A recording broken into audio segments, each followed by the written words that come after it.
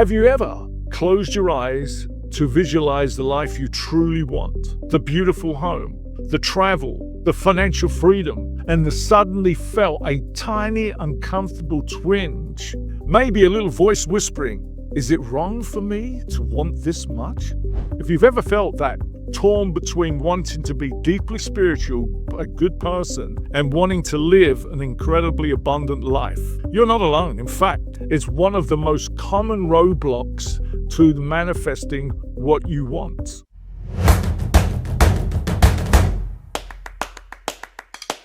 Today, we are going to look at why it is perfectly okay and actually deeply spiritual to have money. We're going to gently untangle a very old, very misunderstood belief so you can finally step into an abundance you deserve.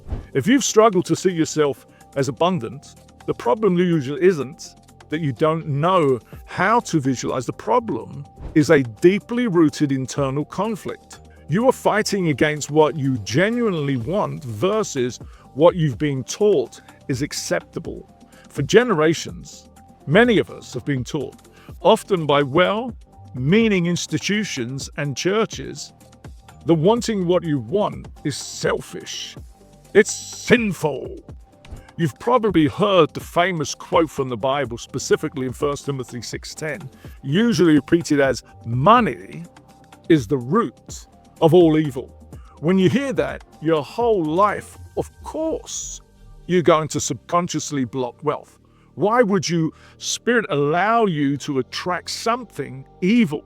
But let's pause and look at it with an open mind. Let's look at the reality of the world around us. If money itself is the root of all evil, why do these same institutions frequently ask for it? That sounds crazy. Why pass around a collection plate? The truth is, they know that it takes resources to do good work in the world. We all need money to do good work. So if you're having trouble visualizing your dream life, could it be that you're just afraid of crossing an invisible line? What is the amount of money a year to be considered a good person? $1 million? Or maybe 900,000? Is that then acceptable? When you think and break it down like that, the guilt starts to seem a little silly, doesn't it? Here's the gentle truth and the actual wording of the ancient scripture. It doesn't say money is the root of all evil. It says the love, the passion, desire, the consuming of money is the root of all evil. Money is not evil. Money is simply energy. It's an amplifier of who you already are. If you're a kind, generous, spiritual person, having more money will just allow you to be more kind, generous, and more impactful as a person. Think about all the good you can create. You could donate to charities that move your heart, like single mothers or the poor, or you could get into things that really you feel like education that you really feel like we're limited. There's a lot of things that God will put on your heart that you can do a lot of good, but you're limited and you can't dream that way.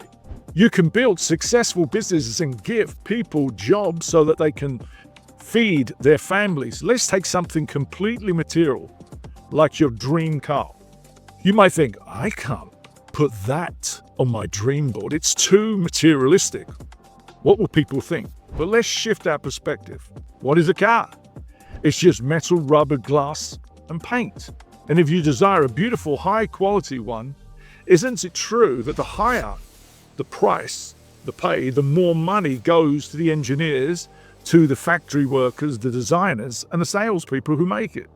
When you buy that car, you'll circulate abundance. You're literally spending money into the economy, helping real people feed their families and live their dreams. When you look at it from that perspective, holding yourself back from wealth is actually holding back the good that you can do for others. Now, I know you don't hear that, and I know many churches won't preach that, but that isn't God. You shouldn't ever deny what is your soul truly desires. Balance and intention are the keys to everything. So, if you've had a problem visualizing your goals, ask yourself today, why? Is it because you aren't a visualizing type?